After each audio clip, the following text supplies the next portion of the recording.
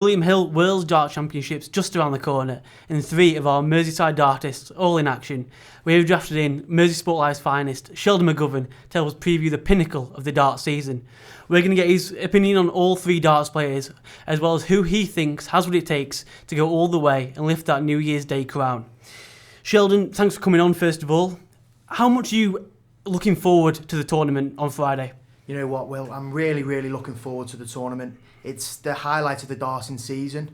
It's, when I watch the darts, some people like Christmas films that get them in the Christmas spirit, but for me, it's when that first dart is thrown, I get into the Christmas spirit. And, it's the election day today, but more importantly, it's the darts tomorrow, and it's going to be a really good tournament. Looking at the three Merseyside players, you've got Stephen Bunting, Michael Smith and Dave Chisnell. Who do you feel has what it takes to go the furthest in the tournament? Not necessarily win it, but go the furthest. It might surprise a few people, but I think Dave Chisnell's got a really good chance this year.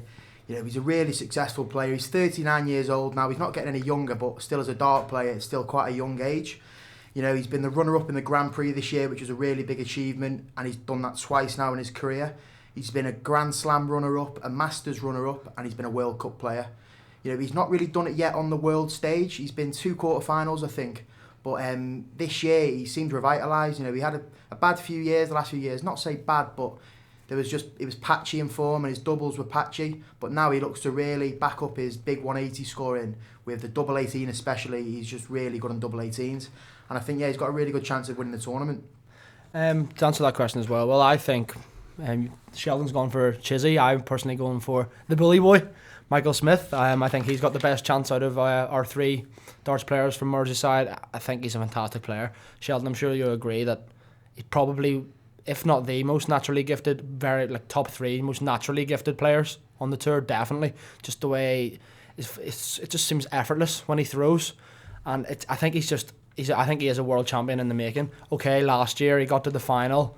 I personally, I thought he was going to win it. I thought it was destined to be his year, and then he eventually put in a pretty weak performance.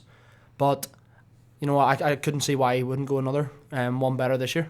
Yeah, what I agree with you on Michael Smith there is that he's so passionate towards the World Championships in particular.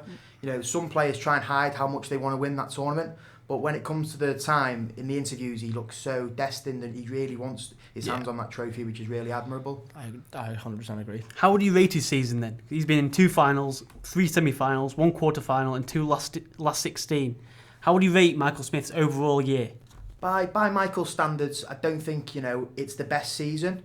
Obviously, like you say, he's not just getting over the line there, and he has won a Players' Championship, big tournament, and he's just, like Paul said, he's such a talented player, and it's quite surprising that he hasn't won any tournaments this year. Yeah. But, I'm sure he will come to life on that big stage in the World Championships. He's still looking for his maiden major, isn't he? Yeah. He's still looking for his maiden major, and he's still young. It's darts.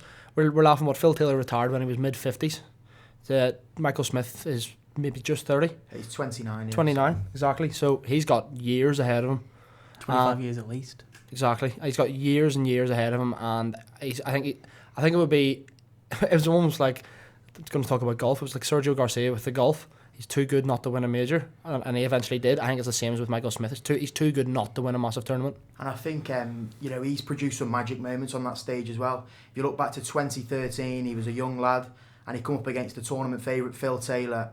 And he made a name for himself. That was where his dart career really started. Yeah. He hit the bullseye to beat Phil Taylor. He dropped to his knees on the stage in tears, and it was just a massive moment. And it's one of the highlights of world darts history, really, when you look back at it.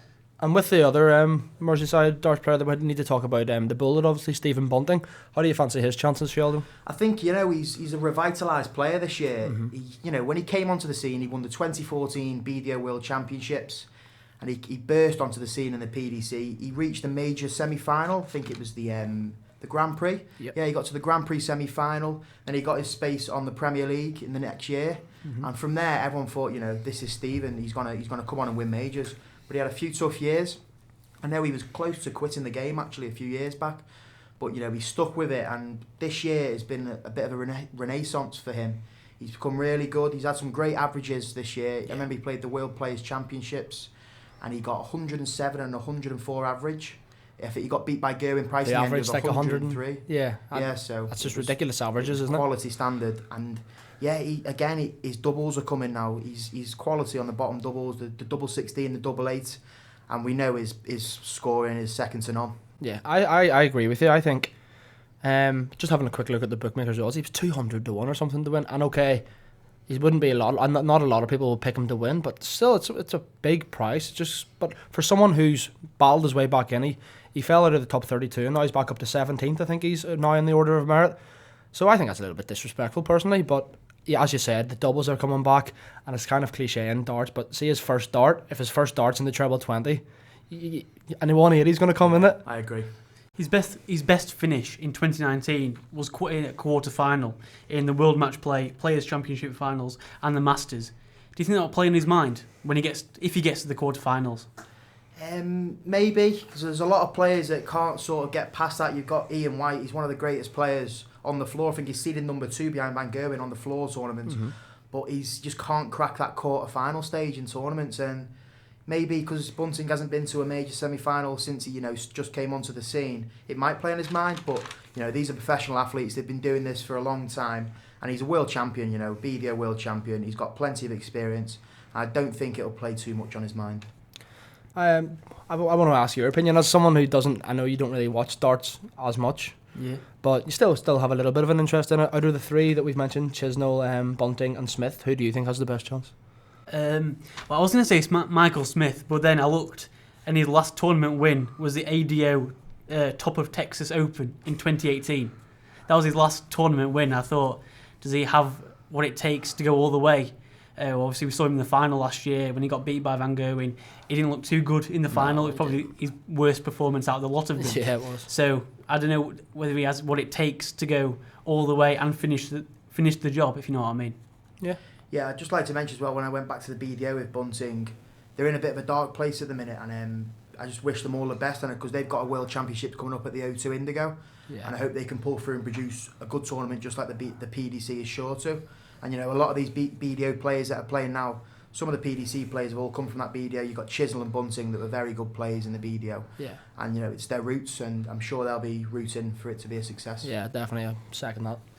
Talking to Dave Chisnall, he's had 3 wins in 2019, the PDPA Players Championship in Wigan twice, and the PDC Danish Open. Do you think he has what it takes to finish a tournament strongly? I think he does. He just looks a different player this year, like I said earlier. The doubles are coming with that power scoring, because for me, Chisnall is the best power scorer on the tour. People can say Van Gerwen, but Chisnall for me, he seems to follow that first dart every time. He's got a bit of a snatch, but when that first dart goes in, it just follows really smoothly. And yeah, I think his mindset is just different this year. I've listened to him in interviews, and he just seems determined that he's going to win a major, and he knows, you don't want to beat yourself up about the losses, because he lost to Van Gerwen in a final this year on the TV. But he said, I'm going to come back and get him next time, which is what you want to hear from a player. And to follow up on what you're saying there, Sheldon, I completely agree. I know I've already said it, first dart at the top of the treble 20 bed, you may as well just give him a 180 before he throws his next 2 darts. Excuse me. Yeah, but on top of that, he was always a massive scorer. He always has been, Chisnall, but there was always doubts about his doubles. But I feel like over this past year, he's clearly worked hard, and he's a lot more confident now on the doubles. Even the commentators are a lot more. The fans are like, I fancy to check this out and stuff now. Because before it was just like, he'll get to the double and he'll bottle it. But now I really do think, I think he has a brilliant chance. Going back to the final last year when Michael Smith got beat by Van Gerwen, why do you think that was? It's quite harsh to say, but I thought he gave up. Michael Smith does have a tendency to do that. He's not as passionate as some of the players. I'm sure he is in himself. And like I said, he's determined to win. But he just sometimes looks beaten on the hockey, because Van Gerwen he was like a cobra. He wrapped himself around Smith and just didn't let go. Yeah. That's what Van Gerwen does. He's the most prolific darts player on the planet. And it just sort of deflated Smith, and he just looked beaten after the 3rd set, in my opinion. Go on. And if you look at Smith, after that, obviously he got into the Premier League, obviously should have done, and he did. That's once a week for the next 10, 12, 16 weeks, and he became 2nd or 3rd bottom in that as well. Like, he just continued not to perform. It seemed like after the World Championship loss, for the next couple of months he was just like, I don't really care.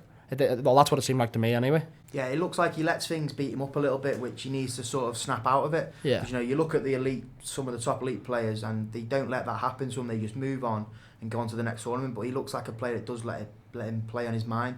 So yeah. If it was anybody else in that final other than Van Gerwen, do you think he would have won it? I think Nathan Aspinall was a semi-finalist. He came out of nowhere. No one really knew who he was. I knew, because I've played in quite a lot of tournaments actually, and he's been in the tournaments. So I knew he was a great player. And he just looked more determined, and he just looked clinical. His finishing was clinical, his scoring was clinical, and he would hold his throw when he needed to. When there was pressure on, he would hold his throw. But Michael Smith did beat Aspinall in a cracking semi-final. But I do think if Aspinall had got onto that final, it would have been a much closer final. Who do you think Michael Smith could have played and he would have won, if you know what I mean? If it wasn't Van Gerwen in that final, do you think he would have beaten the player that it would have been? I think the way he was playing, he probably would have beat a lot of the players. Do you like the confidence just go when you see Van Gerwen in that final? Yeah, it's one of those, because Van Gerwen, he's the longest reigning world number one ever. I think he's been number one for over 6 years now, which is, I think it's... I've read 4 years, but I'm not sure. 4 years, but even more so, it's just phenomenal. He is a scary player to watch, because you listen to him in interviews and he knows, he doesn't believe that he can beat everyone. He knows that he can beat everyone. Well, he has beaten everyone. Yeah, he's won everything. He's beat everybody, and he goes onto that stage knowing this player isn't going to beat me, and that's the way he should feel. I think it's a mentality thing as well, with not just with Smith, with a lot of people. I'm going to talk about Gerwyn Price obviously a little bit later, but he played Michael Smith. He played Van Gerwen on TV about 20 times. Didn't win one. Okay, he finally did win one the other week, but Gerwyn Price has been getting better and better. I feel like, I could be wrong, but a lot of players are probably like, I'm playing Van Gerwen. I'm not going to win. It's like a mental thing. Whereas you look at Van Gerwen's going onto that stage and he's just like, I'm going to win because I'm better. And even if we've seen Van Gerwen play poorly recently. Like people are saying he's had a bad year. Has he had a bad year? His averages are maybe a little bit less, but he's still winning tournament after tournament. And even him on his worst days he's still better than most people on their good days, isn't he? 6 major wins. Yeah. And if you look back at previous years, he always has a little tough patch through the year, but he always comes to life when the World Championships are around. That's what a top player does. When it really matters, they come to play. Yeah, which is... Looking at it, not just Merseyside, but the whole of the dartists playing, who do you think has what it takes to go all the way and challenge, if it's Van Gerwen or I think somebody can challenge Van Gerwen, who do you think's got what it takes? I think it's quite a controversial one. Not many people agree with me, but I think Glenn Dorrant's had a brilliant season. He's burst onto the scene. Looking back at BDO players, he's one of the greatest BDO players there's been, I'd say. Mm-hmm. You've got Martin Adams, Van Gerwen did start on the BDO, Gary Anderson, but Durrant was just a phenomenon on that tour, back-to-back world champion, and he was just brilliant. And he's just carried his form through to the PDC. Not many players make that switch and become such a success. Yeah. But he's won player championships. He's won on the floor. He's been in semi-finals in majors, and it's just his composure. He just doesn't look to get flustered by anything. Yeah. His double hitting is second to none when the pressure really matters, and he can score with all the big boys as well. So I think he's got a really good chance. I don't think he will win, obviously, but I do agree with what Sheldon's saying there. Under pressure, there's a few people you'd want to throw that winning double. Glenn Dorrant would probably be one of them. He's got the ball. He's proven it time and time again in the BDO. Come over to the PDC, and as Sheldon said, a lot of people have just kind of disappeared. No, not Glenn Dorrant. He's won on the floor. He's played all the big boys. He's beaten Van Gerwen on TV. Yeah. He's beaten almost all of the big names on TV. And I think he was 40 or 50 to 1 as well. That's a humongous price. Definitely. I could see him, if maybe not winning it, but definitely being in contention last 8, last 4. Is there any underdogs that you think might have a chance at going all the way? We look back at last year, and you've got Nathan Aspinall who did it last year. I think he'd be considered an underdog this year, but Raymond van Barneveld, he's dropped out of the top 32. He's an underdog. Yeah, it's 250 to 1. It's his last year it's his last World Championships. I seen him tweet this morning, an emotional tweet, talking about he's making his trip to the last ever World Championships, and he's a legend of the game, of course. He's arguably, he made darts what it is along with Taylor. Their rivalry was brilliant, and I think he's such a dark horse because no one will want to be the man to knock Barney out of his last World Championships. So that will play on all the opponents' minds. If you look at Taylor's last Worlds, he got to the final where a lot of people didn't think he would. But yeah, and I think, Barneveld he's given so much to darts over the last few years. I look back, my favourite ever final was the 2007 final between Taylor and Barneveld. It's one of them events where everyone has a sporting event which they can remember everything that happened that night around the event. I can just remember watching it with my dad, and it was on till so late. My mum got home from work and we were just all around the sofa watching it because it went all the way. And Barneveld ended up lifting the trophy, and it was just amazing. Yeah, I could see Barney again. You don't want to be the guy. Oh no, I knocked Barney out in his last tournament. I feel bad for him in a way, and I know we've kind of saying he doesn't really have a chance, but had a really poor year until he was in the Premier League, and he was awful. He barely picked up a point, but then in the last month or so, he showed a little bit more form. Yeah, he had a good tournament. He had a good tournament at the Players. I think it was the Players. It was the Players, and he didn't win it, but he showed signs of the old Barney again, which was brilliant to see for the sport. Any youngsters that you think might go onto the scene and cause an upset? I don't know if you could call him a youngster, but Luke Humphries, there's been a lot of controversy over Facebook at the minute because Chris Mason came out and said, he shouldn't be in the World Youth Championships because he's nearly 25 or 25. Yeah. It was his last chance, and he's come back in a really good humour actually, and he's bit back at him with a few photos of him, and it's just been really funny to watch. But I still think 25 is such a young age for a dart player. And last year he produced some magical performances against Rob Cross especially. He's got a tough round against Devon Peterson, I think, first round. Yeah. But I think he gets through that, gets his confidence going. He's the World Youth Champion. He's got a lot to live up to. And I think he's got a really good chance. Another youngster I'd like to mention possibly is Jeffrey Deswan. He's another player where I sometimes find him quite frustrating to watch because you can tell he's another one like Smith who's just got natural ability. He looks like he can be, on his day he can beat anyone. And I remember actually vividly last year he got Rob Cross in the first round, and he won the first set 3-0, averaging 115, and I was like, oh my word, he's actually going to whitewash Rob Cross here. Then Rob Cross actually went on to win that match. But Deswan's another one. It's the same with Dimitri van den Berg. Wayne Mardle and the likes have been saying, he's come on tour, he's gonna get up into the top 16, top 10, and he's kind of stayed around the 30s, which is the same as what van den Berg's done. They're both two youngsters who have the game. Van den Berg, the only problem with him is he plays better on the stage than on the floor, which is the opposite. Definitely. Which means when he's playing on the floor, he's playing on the floor, which is where you get your ranking points and stuff a good bit of the time, and qualify for the bigger tournaments. But he only plays well on the TV. So if he sorted that out, obviously it's good that he plays well on the TV because he might have a chance in the Worlds. But I would say out of the two, maybe Deswan is the more naturally gifted player, and I could see him maybe having a little run. Going on to Van Gerwen now. World number 1, 4 years in a row. 17 tournament wins this year. 6 majors this year. Coming into the tournament with a win in the Players' Championship finals against Gerwyn Price, reigning champion. What are his chances? They're massive. If I had £1,000 and I was told to put, who are you going to put this on? It has to be Van Gerwen. You can't back against the man. And I think it's remarkable. His resume is just. It's truly staggering. It's insane. He's 30. I think it's 34 major titles, and his win percentage in TV major finals is just something ridiculous. He very rarely loses, and I do think it's unquestionable that Phil Taylor is the greatest dart player to ever live, just because of what he's done for the sport and the amount of titles he's won. But I don't think Phil Taylor has ever played as well as Van Gerwen is playing at the minute. I agree. It's just do you see Van Gerwen future best in the world? Taking over Taylor, if you know what I mean. I think it's a tough call because there's arguments for and against, because Van Gerwen has already mentioned by the age of 40, he looks to retire because it's such a hectic schedule these days. They're travelling every week. I know Van Gerwen still lives in Holland, and he gets flights to England 2 or 3 times a week because he likes to stay at home, but he also, he has to come to England, which is surprising.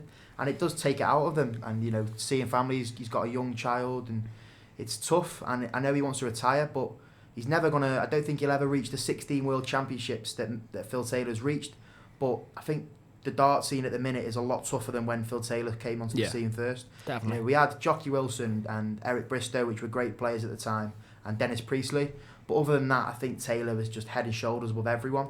But, there's a lot of players on this tour that, I think there's, top 32 players, even above top 32 players, are capable of beating Van Gerwen on the day, just because they're all so good. Yeah, I agree. With Van Gerwen, as Sheldon said, he's a bit more or less odds on to win the tournament, and you can see why. He's just a phenomenon, isn't he? And I agree. I completely agree with what you're saying. It's kind of like Jack Nicklaus in the golf. No one's really going. Do you ever think anyone will reach the 18? It's kind of like the same argument. Tiger Woods, I see, is the greatest golfer of all time, but he hasn't got the same amount of majors as Jack Nicklaus has. Van Gerwen, a lot of people say he's the best darts player ever, but he's never going to get the same amount of world titles as Phil Taylor got. So it's kind of a similar thing. But I just wanted to touch on, I would probably see him as his biggest threat to the Worlds is the Welshman. The Iceman. Definitely. Gerwin Price, what a player. Yeah, brilliant. What a player.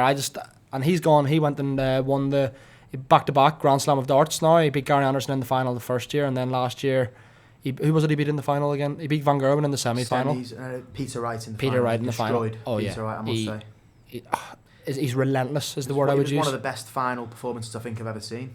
Sure, wasn't it not joking about saying he hit a 9-darter in his practice darts, and you don't see them on TV. It's just like I remember your man, the referee Kirk Bevins. Bevins tweeted it. It's just like things only a referee can see. But Gerwin Price hitting a 9-darter in the break. I mean, I think I did see that on social media. Yeah, it's just ridiculous. He's such a good player now, and it's a weird one because I remember him coming on. He played Van Gerwen in the Worlds. It might have been 2015 or 16, and he looked a really good player. He got beat, but not a lot of people had heard of him. They were still talking about him as the rugby player who'd come over to darts, and now he's not. He's a lot more than that. He's actually arguably more informed than Van Gerwen is at the minute. So how do you think he'll do? Yeah, first of all, I want to say I think Gerwin Price for me, he's my favourite player. He's such an entertaining player to watch, and yeah, I think he's got a great chance. It's been a big year for him as well because he won the Grand Slam last year against Gary Anderson, and it was a very controversial final. There was a lot of pushing, shoving, screaming, and I think he was hard done by in his punishment in comparison to Gary Anderson. Completely agree. And it turned a lot of people against him. A lot of the old school darts fans really don't like him. But this year, he's got his head down, he's got on that stage, and he's just cracked on with the game. He still does all his, shouting antics, which I like. Yeah.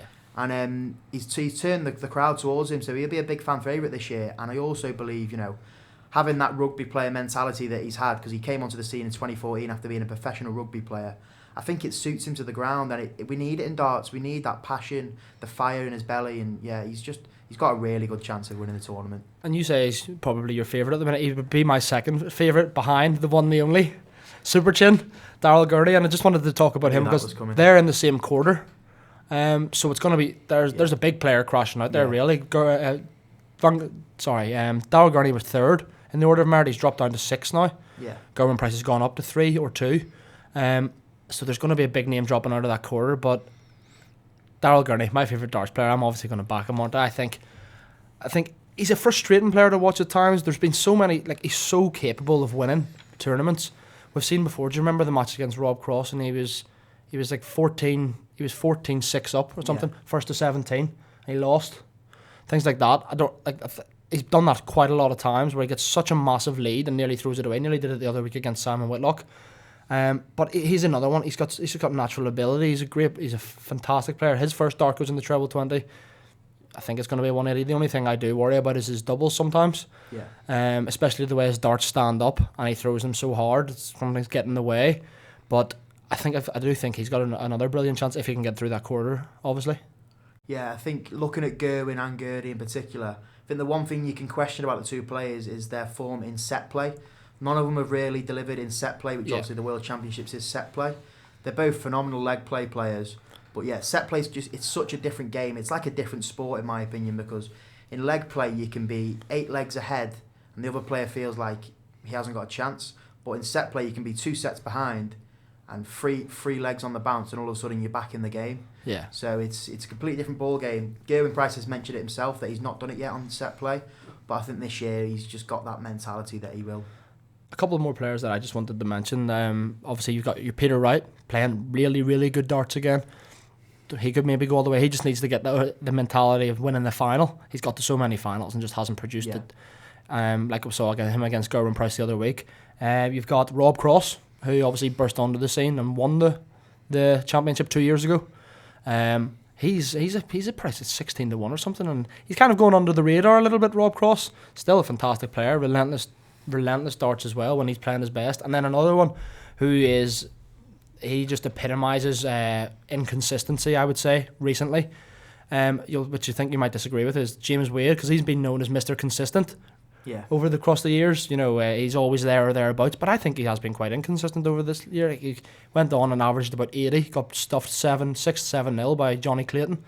The next match you see him, he's averaging 105 against. He plays better against all of the better players. I think he raises his game, and he's a big price at about 40 to 1 as well. So there's just a couple that I think might have a chance. Yeah, I've got to agree with you there. I think Peter Wright. He's such a strange player because it's all this swapping and changing of darts, but he's so good with every set of darts he throws. So it's quite nice to watch. It's entertaining. He's an entertainer. Everyone loves his song, his dancing. The whole this thing along the stage, and he's such a talent as well. His big finishing is great. If you were to back someone to hit a 140 checkout in a game, 140 plus, he's your man. Yeah. When it really matters, he pulls out the big checkouts. He loves double 12.